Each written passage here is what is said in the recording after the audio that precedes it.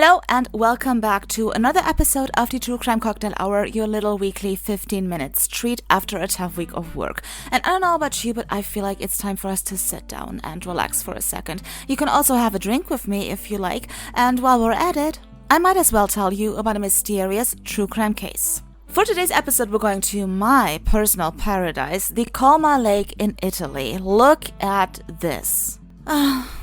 Not free of murder though.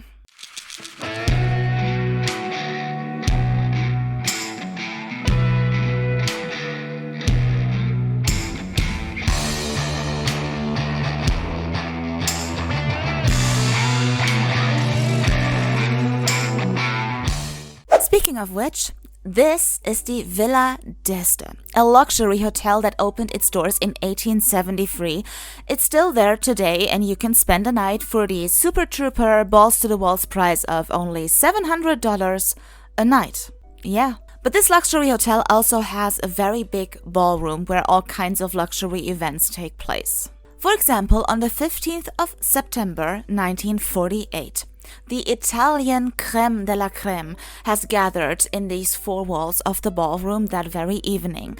The famous designer Elvira Leonardi presents her new jewelry collection in the Villa d'Este. Actually, during this time, things in Italy were still a little bit turbulent and restless. World War II had just ended 3 years ago, and the economy was at rock bottom. But people were just hungry for life, especially the upper class. The atmosphere in this ballroom is exuberant. It's a warm, late summer evening, and waiters with white gloves are serving champagne and caviar to the surrounding tables. And it's one of these tables that we'll take a closer look at, because it's where the main characters of today's story are sitting at. Main character number 1, Count Lamberto Bellentani, noble status, had become rich as a cured meat manufacturer. And then there is his wife, Pia Bellentani, 32 years old, the daughter of a working-class family.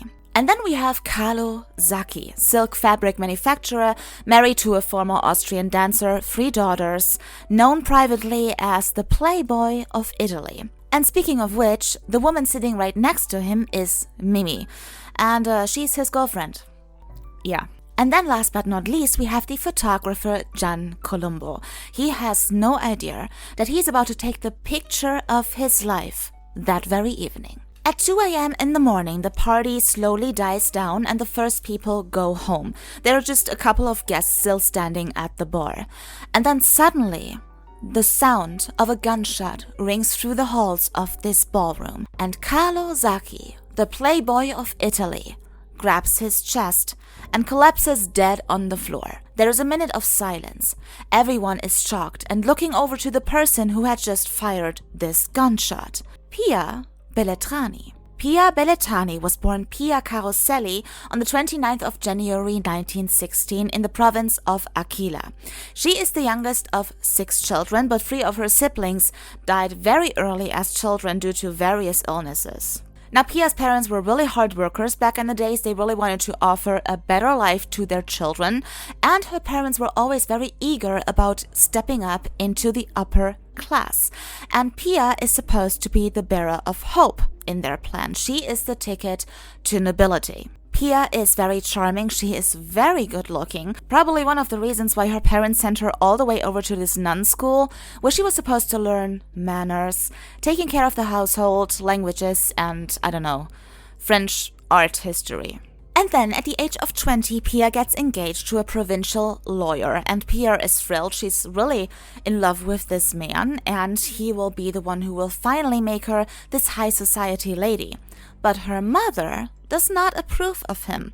She thinks her daughter can do even better, and so Pia is actually persuaded by her mother to break off this engagement with her lawyer. And the next thing you know is these two are off to a luxury winter vacation to Cortina d'Ampezzo. And on the last day of their trip, Pia and her mother attend this dinner party at the Cristalla Hotel, attended also by a lot of eligible bachelors. And one of them is 40-year-old Count Lamberto Bellentani. Lamberto Bellentani is instantly smitten with Pia's beauty and her charm. And even better, she has the same first name as his beloved mother.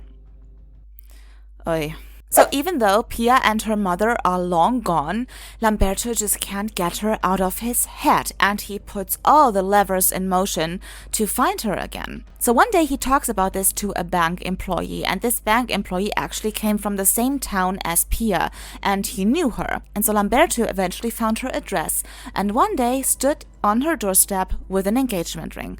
And Pia's family, even before her, said, "Si."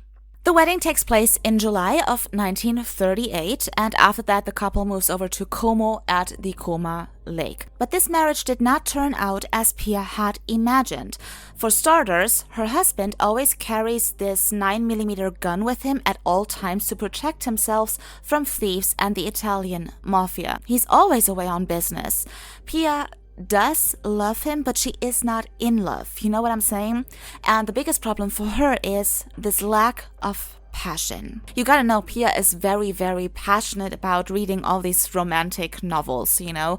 The passion and the sparks and love and affairs and forbidden fruits, you know? She wants all of that too.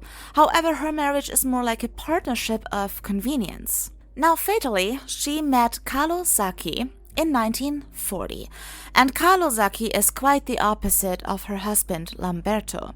Carlo Sacchi is impulsive, with a lot of temperament, and he's very passionate. You know, Pia does know about the reputation that he has as this playboy of Italy, but young Pia makes the same mistake a lot of women make. They think they can change a man. But then Carlo's eldest daughter died unexpectedly in the mid-1940s, and Pia was there for him. As a friend, of course. But soon enough, friendship would turn into something more, and the two began an affair. Now, this poor woman thought she was the only one. In reality, she was one of many. Now, for Pia Bellentani, it's the great love.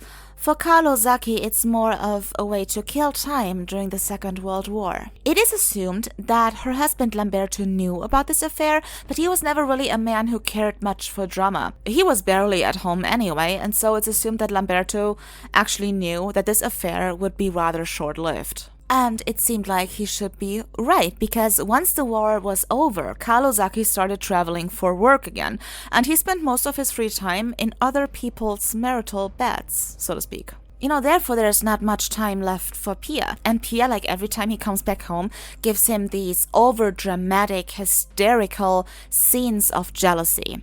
At first, Carlo remains rather unimpressed, except for this one time when she suddenly threw herself in front of his car with her scooter. This is when he got really upset. Not about her, but because his fancy car was now dented. And then in 1947, Carlo Sacchi has had enough with Pia, with all of them. He had met a new woman and had fallen in love with her, and so he sent break-up letters to all of his affairs, including Pia Bellentani. Now, Pia is devastated, but she also wouldn't let go. But it's fair to say Carlo Sacchi really has had enough of her, and he just wants to get rid of her. You know, Pia's trying to win him back, the two fight a lot, and every time they do, Carlo calls her a Tarona, an Italian term for hysterical woman. And then she meets him at this stupid jewelry exhibition at the Villa d'Este. Not only that, he and his girlfriend even join her at her table, a moment captured by the photographer Gian Colombo, and this photograph would be in all magazines the very next day. So Pia at this point has a terrible headache. She won't talk to anybody, she's not interested in anything, she just sits there and smokes one cigarette after the other. Pia just can't bear it. The entire night, she's gotta sit there and watch her former lover being all happy and dancing with his new girlfriend while he still has a wife at home. Pia gets so upset. None of his affairs ever had consequences for him. His wife never left him. He is celebrated by other men for his debauchery, and still, despite his reputation, women are standing in line. But then Pia Bellentani makes a decision. She decides that there will be a consequence today. So at 2 o'clock in the morning, Pia Bellentani gets up. She collects her stole and her husband's jacket from the check room. And mind you, the jacket in which he carries his gun around with himself at all times. And now she's looking for Carlo, and she finds him standing at this bar. Pia, nevertheless, wants to make one last attempt to win him back. But Carlo couldn't be more annoyed with her. "What else do you want from me?" he asked her. And Pia responded, "Okay, it's over then. This time for real. But I can kill you now. I have a gun." But Carlo just laughs at her, saying, "Oh, you Southerners always make drama." And then Pia Bellentani pulled out the gun out of her husband's jacket and she shot Carlo in the chest. And mortally wounded, he fell to the ground.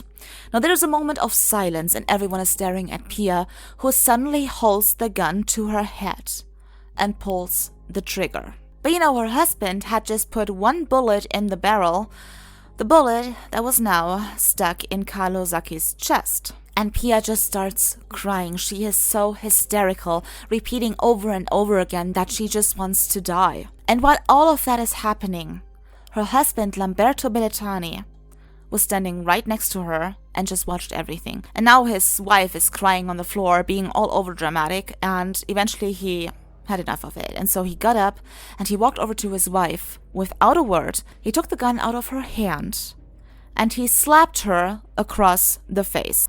A real bitch slap. Like, pull yourself together. But just after slapping her, he took her in his arms and he held her, whispering all over again, "What have you done?" So Pia Bellentani was arrested and taken away, and the pictures of this evening would fill the headlines the very next day. Pia Bellentani is the femme fatale of the hour, the scolded mistress who shot her former boyfriend in the heart. Nevertheless, Pia Bellentani was found guilty of murder and she was sentenced to 10 years in prison in 1953. She spent 4 of those years in a mental hospital and the other 3 in a real prison. And after spending 7 years in total, she was eventually pardoned by the back then Prime Minister. Unfortunately, her husband, Lamberto Bellentani, who stayed with her despite everything, he died shortly after her release, and after he died, Pia just moved back to her hometown and she just hid from the world. She eventually died in Rome in 1980 at the age of 64. We don't know how she died. The gun that Pia Bellentani shot Carlo Sacchi with is today on display in the Crime Museum in Rome. Anyway, thank you so much for hanging out with me today, and let me know what you think down below. And while you're at it, there's also this subscribe button and this thumbs up button that everyone is talking about. You can click on those if you like. It would be really, really cool. Other than that, I hope you have a lovely, relaxing weekend ahead of you. And more importantly, if you don't have any plans next Friday, why don't you meet me here for another cocktail and, of course, another mysterious true crime case. I'll see you then. Mwah.